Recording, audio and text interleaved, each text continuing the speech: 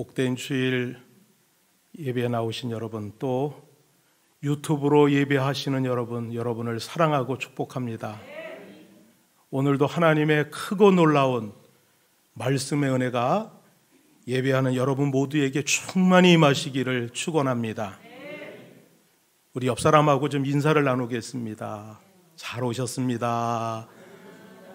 반갑습니다. 오늘도 말씀의 은혜 받읍시다. 우리가 말씀의 은혜를 받으려면 우리의 영적 컨디션을 이렇게 끌어올려야 됩니다. 목소리가 클수록 영적 컨디션이 높아진다라고 하는 거 알고 계시죠? 여러분들은 제가 묻는 말에 좋습니다 이렇게 대답을 하시면 됩니다. 준비되셨나요? 네. 자, 이렇게 복된 주일 성도 여러분 어떻습니까? 좋습니다. 감사합니다. 여러분들의 목소리 크기보다도 더 영적 컨디션이 좋아질 줄로 믿습니다. 한국의 최고의 지성이고 또 언어의 마술사인 이어령 교수가 지난달 26일에 하나님의 부르심을 받았습니다. 저는 그가 2016년 모 언론과 인터뷰한 이야기를 기억하고 있습니다.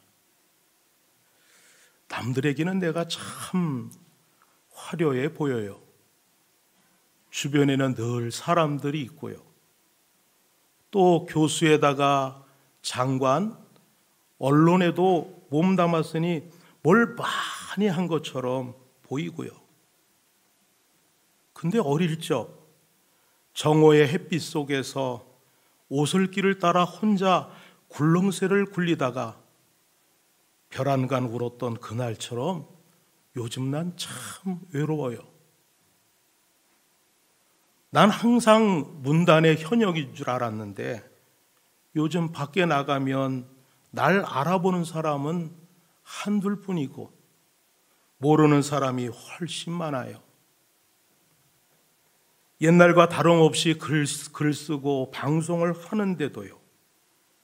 세상은 저만치 달아나는데 나는 섬처럼 혼자 남아 있구나 생각하지요.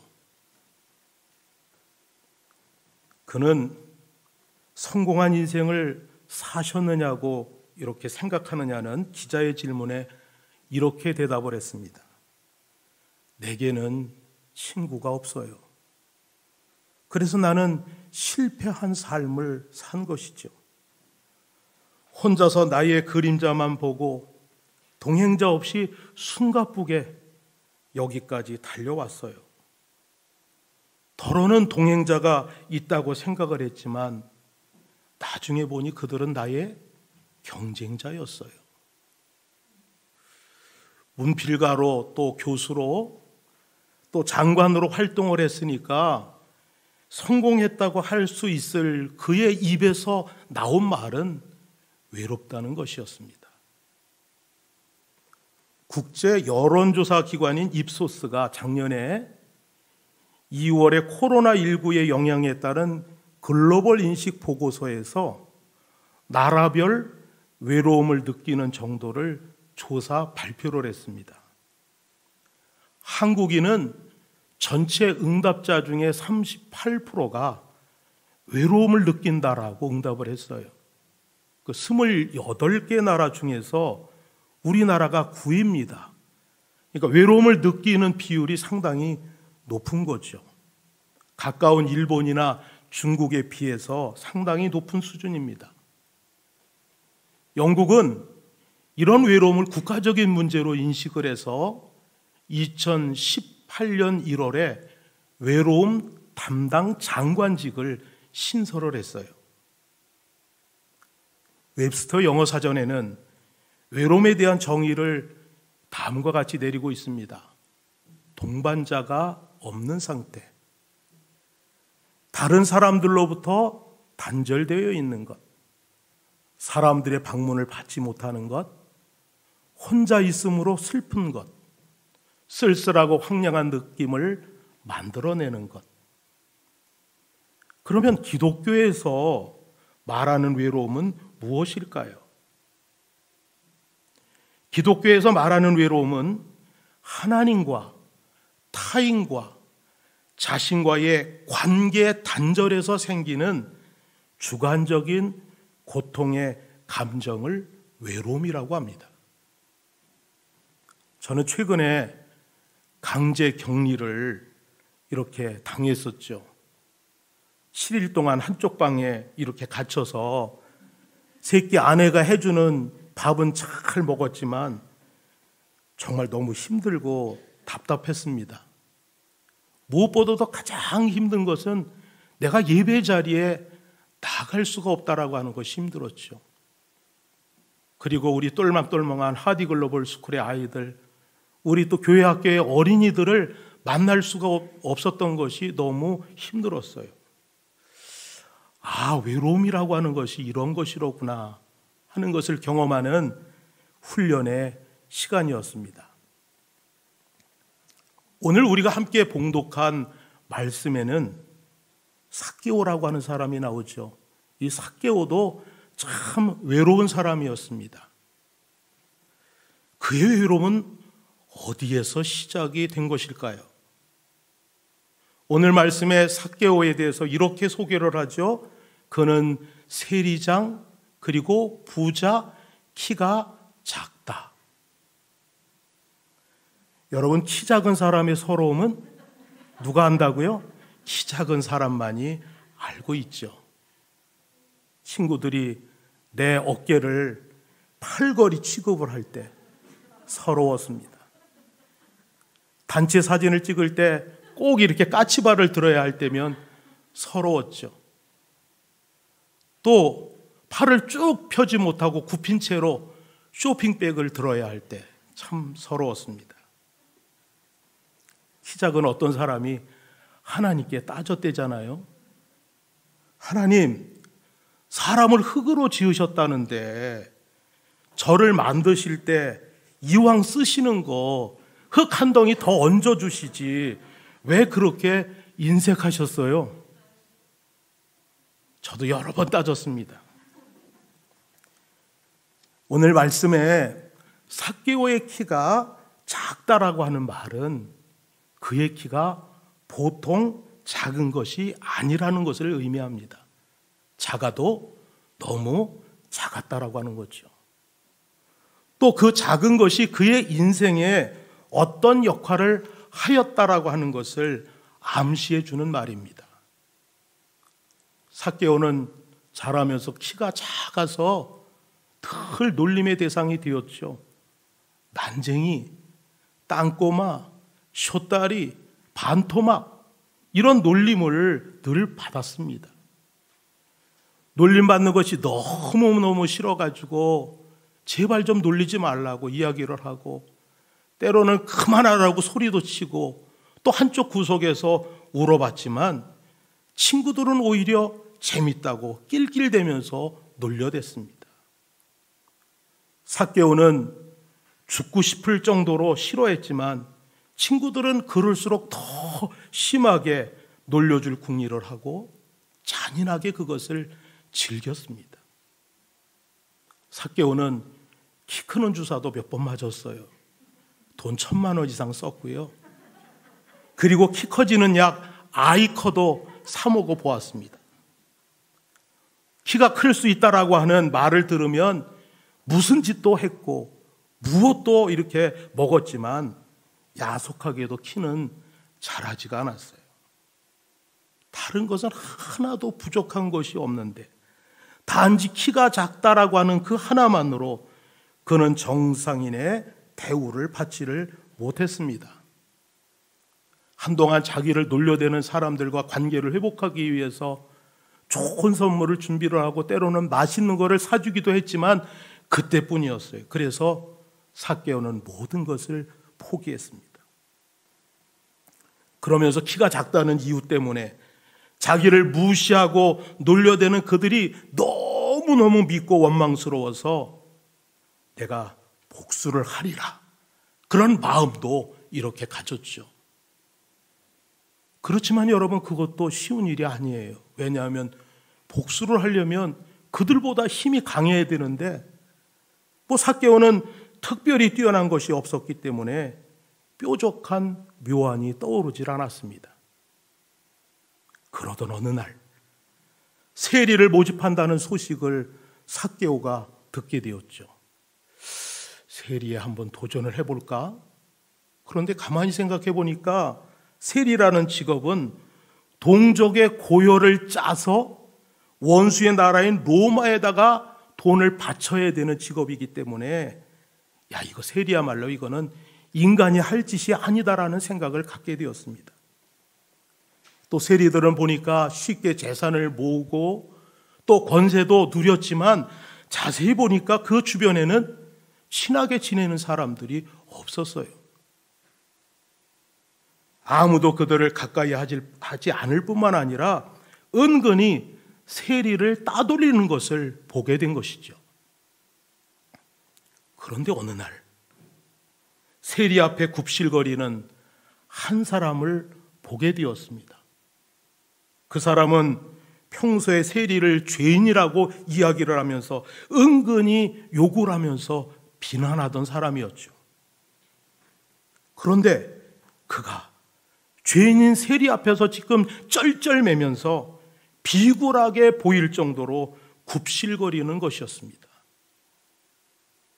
삭개오는 큰 충격을 받았어요. 그리고 큰 힘을 갖고 있는 세리라는 직업이 새삼 매력 있게 보이는 것이었습니다. 지금도 자기를 놀려대고 무시하는 사람들이 있는데 내가 세리가 되면 아무도 내게 함부로 하지 못할 것만 같았습니다. 삭개오는 다른 사람들보다도 우월해지고 강해지기 위해서 또 자기를 방어해야 하기 위해서 드디어 세리가 되는 길을 택하였습니다. 나 결심했어. 세리가 된 삭개오는 누구보다도 빡세게 일을 했습니다. 그는 윗분들에게 인정도 받았고 그래서 해마다 성과급은 최우수였죠. 자연히 직위도 올라갔습니다. 돈도 많이 모았습니다. 그는 보람을 느꼈어요.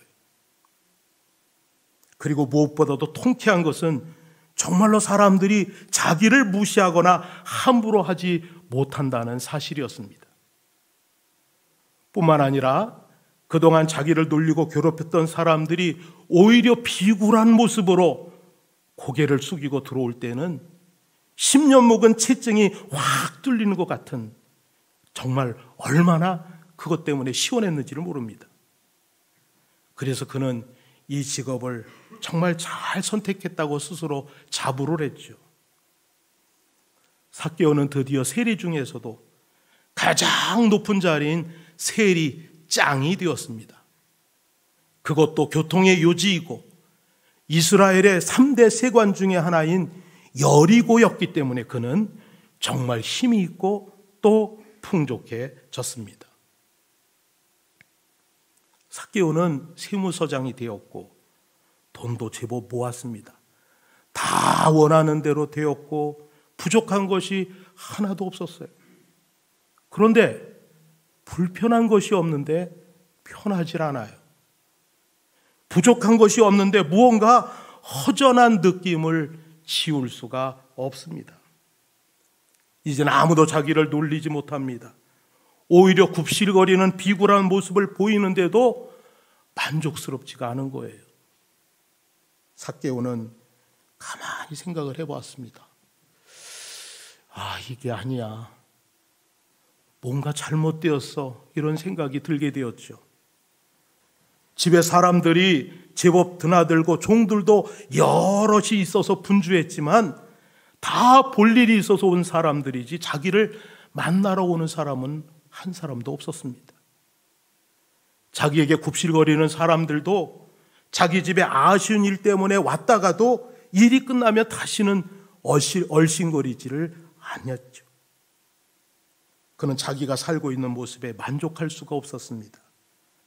남들이 죄인 취급을 하는 것도 부담스러웠고 또 하나님 앞에 예물을 드리고 그리고 감격의 예배를 드리고 싶었고 사람에게 인정도 받고 또 존경도 받고 싶었습니다. 아버지의 기대처럼 하나님과 사람에게 사랑을 받고 인정을 받으며 살고 싶었고, 자기 자식들에게는 자기처럼 소외된 인생을 물려주고 싶지가 않았습니다. 그렇지만 달리 길이 보이질 않았어요. 그래서 늘 무언가가 마음을 내리누르는 그런 느낌을 아는 채 하루하루를 그렇게 살고 있었죠. 이렇게 살고 있던 어느 날 삭개오는 예수라는 분의 소문을 듣게 됩니다. 야, 들었어? 갈릴리 지방에 예수라는 사람이 사는데 수많은 병자를 고치고 눈먼 자를 다시 보게 했디야. 죽은 지 3일 되는 사람을 다시 살리고 하나님의 말씀을 전하는데 마치 살아있는 것처럼 가슴 깊게 확 닿게 전달해 준대. 더 놀라운 거는 그의 별명인데 그는 세리와 죄인의 친구래. 그에게 사랑받는 12 제자가 있는데 그 중에 하나가 바로 가버나움의 세리 마태라는 거야.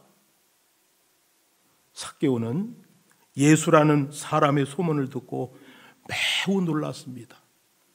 공허한 그의 마음에 한 줄기 빛이 비쳤죠. 예수가 누굴까? 도대체 어떤 분이시길래 우리같이 더러운 세리와 죄인의 친구이지? 어떻게 하나님께 저주받은 문둥병자에게 손을 얹고 깨끗하게 고칠 수 있단 말인가? 어떻게 죽은 자를 살릴 수가 있지? 어떻게 날 때부터 눈먼 자를 눈뜨게 하실 수 있을까? 정말 그 소문이 사실이라면 예수님은 진짜인 게 분명해. 예수님은 나 같은 죄인도 하나님께 다시 돌아가게 하실 수 있을까? 예수가 도대체 어떤 분일까? 삭개오는 예수님이 누구신지 정말 알고 싶었습니다. 삭개오는 예수님이 유월절을 맞아 저 갈릴리로부터 많은 순례객들과 함께 여리고를 지나 예루살렘으로 올라가신다는 소문을 듣게 되었습니다. 이윽고 그날이 되자 삭개오는 여리고 거리로 달려갔어요. 그는 자기가 더러운 죄인인 것을 알았기 때문에 예수님께 가까이 다가갈 수가 없었죠. 그러나 그가 누군지 꼭 보고 싶었습니다. 그런데 이미 예수님의 주변에는 사람들이 너무 많았어요. 게다가 그는 키가 너무 작아서 볼 수가 없었습니다. 예수님이 정말 보고 싶었는데 그냥 이대로 가다가 예수님이 그냥 지나쳐 버리시는 것은 아닐까 하는 생각 때문에 그는 서둘러서 예수님이 지나가는 길목에 있는 돌 무화과 나무로 앞서 달려갔습니다. 그리고 온 힘을 다해 그 나무 위로 올라갔죠. 그는 체면과 사람들의 시선이 상관없었어요. 왜냐하면 예수님이 꼭 보고 싶었거든요. 예수가 누군지 알고 싶어서였어요. 삭개오는 정말 그분을 보고 싶었습니다. 오늘 말씀 3절과 4절에는 어떠한 사람인가 보고자 하되 앞으로 달려가 보기 위하여 돌 무화과 나무에 올라가니, 이런 말씀이 있습니다. 이것은 예수를 향한 삭개오의 마음이 단순한 호기심 정도가 아니었다라고 하는 이야기입니다. 그 무엇인가 갈구하는 목마른 사슴과 같은 그런 간절한 마음이 삭개오에게 있었던 것이죠. 삭개오는 힘들게 돌무화과 나무 위로 기어 올라가서 나뭇가지에서 몸의 균형을 맞추고 멀리서 가까이 다가오시는 예수님을 보았습니다. 저분이구나. 사람들 사이에 둘러싸여서 오시는 저분이 그 예수라는 분이구나. 예수님은 근처를 지나가시다가 나무에 올라가 있는 삭개오에게로 다가오셨습니다. 힘들고 외롭고 멸시받아서 고통스러운 인생의 시간을 지나온 한 가난한 영혼, 예수님이 들어갈 마음의 자리가 있는 나무 위의 삭개오를 예수님은 이미 보셨던 것입니다. 나무 아래로 오신 예수님은 삭개오를 올려다보셨습니다. 삭개오는 그의 생전에 한 번도 느껴보지 못한 눈빛을 나무 아래 서 있는 그 예수라는 사람에게 느낄 수가 있었습니다. 일평생 멸시와 무시를 받았고 저주의 눈빛만 받았습니다. 일평생 흘기는 눈빛, 조롱하는 눈빛만 받았던 그였습니다. 그런데 오늘 바로 지금 나무 아래 계신 예수라는 사람은 자신을 다른 눈빛으로 보고 계신 거예요. 미소를 머금은 눈빛으로 따뜻하게 바라보고 있는 거였습니다. 그리고 무엇보다도 자신을 내려다보는 것이 아니라 올려다보고 있었습니다. 비로소 삭개오의 마음은 열리고 그의 어둡고 차가운 마음이 따뜻해지기 시작을 했습니다. 더 놀라운 것은 나무 아래 예수라는 분의 말씀이었습니다. 삭개오야, 속히 내려오라. 내가 오늘 내 집에 유하여야 하겠다. 삭개오는 자기의 이름을 알고 계시는 예수님 때문에 너무너무 놀랐어요. 그의 이름은 그의 아버지가 깨끗한 사람으로, 의로운 사람으로 살라는 소망을 담아서 지어진 이름이었지만 사람들은 그의 이름이 그와는 전혀 어울리지 않는다고 생각을 해서 한 번도 불러주지 않던 이름이었습니다. 예수님은 삭개오가 앉아있는 돌 무화과 나무 아래에서 속히 내려오라고 하셨습니다. 돌 무화과 나무 위에서 아래로 내려오라는 것입니다. 높은 곳에서 낮은 곳으로 자리를 옮기라는 것입니다. 지금 삭개오가 앉아있는 돌 무화과의 나무 자리는 그가 스스로 올라가서 만든 자리입니다. 그의 열심과 행동으로 만든 자리이죠. 그러나 여러분, 그 자리에서는 주님을 만날 수가 없습니다. 내려와야 합니다. 왜냐하면 주님이 지금 나무 아래 계시기 때문입니다. 사랑하는 성도 여러분, 어떤 경우든 사람 스스로가 만들어 놓은 높은 자리, 성공의 자리, 명예와 권력의 자리, 그리고 부의 자리에서 내려와야 합니다. 자기 업적이라고 하는 자만의 자리, 온갖 종류의 교만의 자리에서 내려와야 합니다. 하나님 없는 인간의 노력, 인간의 공로, 인간의 업적, 인간의 열심, 인간의 명예에 걸터 앉아서는 예수님을 영접할 수가 없습니다. 내려와야 합니다. 속히 내려와야 합니다.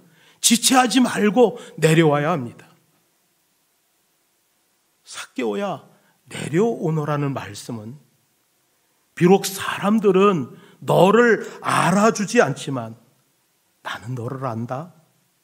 너의 아픔과 너의 눈물, 그리고 내 영혼에 감춰진 순결과 순수를 나는 다 알고 있단다는 말씀입니다.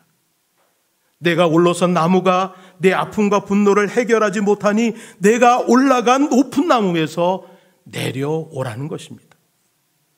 세상살이가 서러워 독한 마음을 품고 올라갔던 자리에서 어서 내려오라는 것입니다.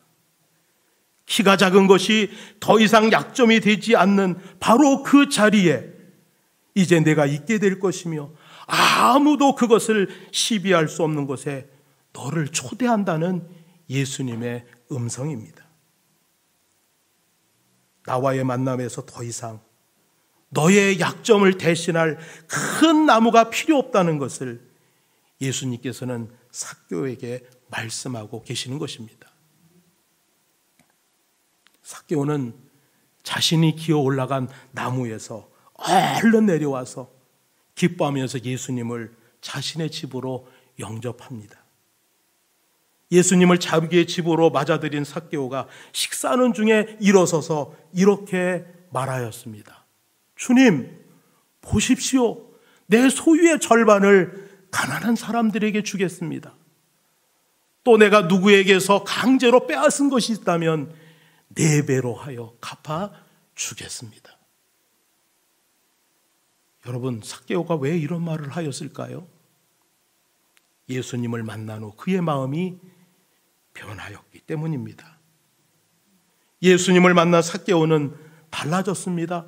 없던 마음이 새롭게 생겼어요. 남보다 더 빨리, 남보다 더 높이, 남보다 더 많이가 아니라 자신 소유의 절반을 가난한 자들에게 주고 싶어졌습니다. 돈을 소유하는 데서 기쁨을 찾지 못했던 그가 이제는 이웃을 돕는 데서 기쁨이 생겼습니다. 그가 작은 키만큼이나 좁았던 그의 내면이 그 누구보다도 풍성해졌고, 만일 누구의 것을 속여 빼앗은 일이 있으면 내 갑절이나 갚고자 하는 정의로운 마음이 그에게 생겼던 것입니다. 사랑하는 여러분, 예수님은 다른 사람들에 대한 열등감이나 경쟁심 때문에 더 높은 나무에 오르려고 길을 쓰며 살아가는 우리의 이름을 부르십니다. 세상에 대한 분노와 억울함 때문에 남들보다 더 높은 나무에 오르려고 애를 쓰는 우리의 이름을 부르십니다. 나무에 올라간 삭개오를 부르시고 그를 내려오라고 말씀하신 주님은 오늘 우리에게도 우리가 올라가려고 길을 쓰는 나무에서 이제 그만 내려오라고 부르십니다. 김춘수 시인은 꽃조차도 이름을 불러주기 전에는 하나의 몸짓에 불과하다고 이야기했습니다. 예수님은 군중 속에서 무화과나무 쪽을 보고 삭개오야 속히 내려오라고 하시면서 그의 이름을 불러주셨고 그의 집에 유하시겠다고 하셨습니다. 그러자 지탄받고 멸시받던 몸짓에 불과했던 삭개오는 변화되고 선을 행하는 존재가 되었습니다. 주님은 오늘도 예배와 말씀을 통해 우리의 이름을 불러주십니다. 너를 사랑한다고, 꽃으로 피어나라고 우리의 이름을 불러주십니다. 삭개오가 그랬던 것처럼 예수님의 음성에 순종하여 나무에서 내려올 때 지금까지 경험하지 못한 새로운 세상을 경험하게 될 것입니다. 함께 찬송하겠습니다.